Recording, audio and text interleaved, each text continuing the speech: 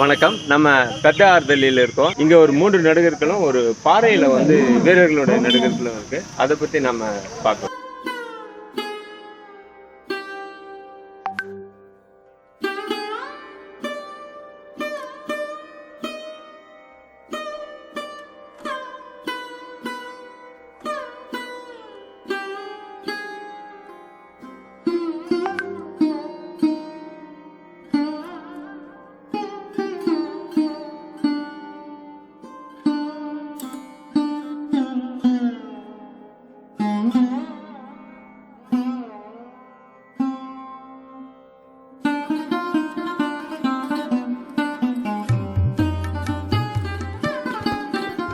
ஆக்சுவலாக வந்து நடுகர்களை பொதுவாக வந்து இறந்தவர்களுடைய நினைவாக பண்ணுறதுன்னு தான் நடுகள்ன்றது.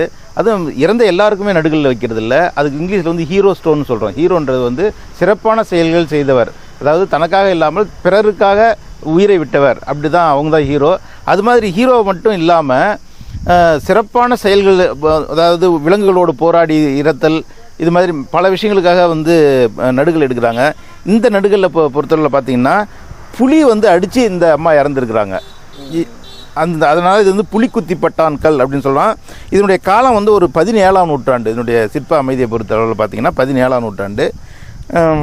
வந்து வீரர்கள் பார்ப்போம், புலிக்குத்தி. ஆமாம் ஆமாம் ஆமாம், ஆண்களை பார்ப்போம். ஆமாம். ஒரு பெண் எப்படி அவங்க சண்டை போட்டா அல்லது புலி? இல்லை இல்லை, புலி தாக்கி இறந்துருக்குறாங்க அவங்க தான். ஆனால் இந்த அம்மா வந்து கொஞ்சம் முக்கியமான ஒரு தலைவியாக இருந்திருக்கணும். அதனை தவிர, அதாவது புலியை குத்தி சண்டை போட்டு இறந்துருந்தாங்கன்னா அவங்க சண்டை போடுற மாதிரியான காட்சி இருக்கும், ஏதாவது இருக்கும்.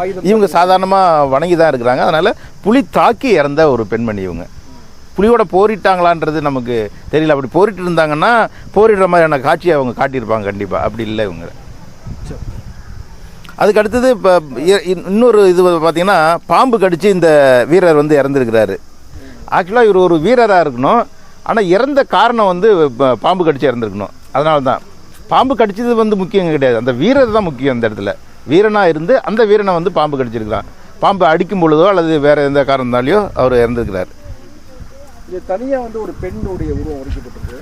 அதான் அது முக்கியமான தலைவி இறந்துருக்குறாங்கன்றத காரணத்தை தான் அது போடுறது. எப்படி இறந்தாங்கன்றத காட்டல இவங்க. சிதைஞ்சு போக வாய்ப்பு இருக்கா? கொஞ்சம் பொறிஞ்சிருக்கு. ஆமாம் ஆமாம், இல்லை அதில் ஒன்றும் எதுவும் இருக்கிற மாதிரி எனக்கு தெரியல. ஒரு முக்கியமான தலைவி இருந்திருக்கணும் அந்த ஊரில். அதே மாதிரி கல்லுங்கள்லாம் தனித்தனியாக இல்லாமல் இந்த நடுகளில் பார்த்தீங்கன்னா பாறையிலேயே வெட்டி வச்சிருக்கிறாங்க. தனித்தனியாக நடுகர்கள் இருக்குது. இது வந்து ஒரு பெரிய பாறையிலே வந்து வடிச்சிருக்காங்க. அது குதிரைகள்லாம் காட்டப்பட்டிருக்கு. இது என்ன காட்சியை விளக்குது? இது கிளியராகவே காட்டுறாங்க. ஒரு போரில் நடந்த காட்சி தான் இது. இப்போ சில இடங்களில் வந்து கூட்டமாக இருக்கும். 15 நடுகள் 13 நடுகள்லாம் கூட நம்ம ஏற்கனவே பார்த்துருக்குறோம். சில நேரங்களில் வந்து இயற்கையான பாறைகள்லேயும் நடுகர்கள் ஒரு சில இடங்களில் இருக்குது. அது மாதிரி ஒரு சில இடங்களில் இருக்கிற மாதிரி இது வந்து இந்த பர்டிகுலர் இது வந்து குதிரை குத்திப்பட்டான் கல் அப்படின்னு சொல்லலாம். குதிரை மேலே சண்டை போட்டு இருக்கிறான். பக்கத்தில் அவங்க மனைவியை காட்டியிருக்கிறாங்க, உடன்கட்டை இருக்கிறாங்க. அதே மாதிரி அந்த வீரனும் அந்த போரில் ஈடுபட்டிருக்கிறான். அவனுடைய மனைவியும் இந்த இறந்துருக்கிறாங்க, உடன்கட்டை ஏறி இருந்திருக்கிறாங்க.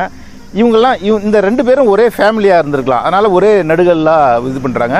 ஆக்சுவலாக நீங்கள் இந்த நடுகளில் பொறுத்தவரை மிக முக்கியமாக தெரிஞ்சிக்க வேண்டியது, இப்போ இருக்கக்கூடிய எல்லா குலதெய்வங்கள்னு சொல்லுவாங்க பாருங்கள், அந்த குலதெய்வத்தினுடைய மூலம் வந்து இந்த நடுகளில் தான்.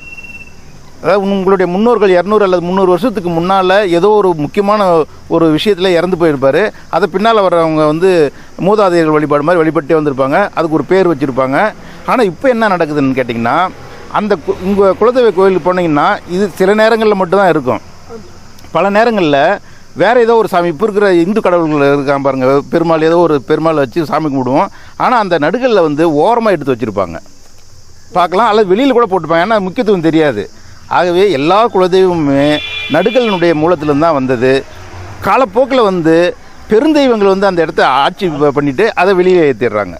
அதை நீங்கள் இந்த மாவட்டத்தில் நீங்கள் குறிப்பாக பல இடங்களில் பார்க்கலாம். மேலே பாம்பையும் காட்டியிருக்காங்க. இவன் ஒரு சிறுவனா இருந்திருக்கிறான், இவனும் சண்டை போட்டு இறந்துருக்கிறான். ஓ, அப்ப இது வந்து கத்தியாயா? ஆமா, இது கத்தி தான். இது கத்தி தான். இது ரெண்டு கையிலுமே கத்தி இருக்கு. ஆமாயா. இந்த பகுதியை பொறுத்தவரை நமக்கு கல்வெட்டு கிடைக்கல. அப்படி கிடைச்சிருந்ததுன்னா பழைய பேர் என்ன இப்போ என்னன்றதை தெளிவாக சொல்லலாம்.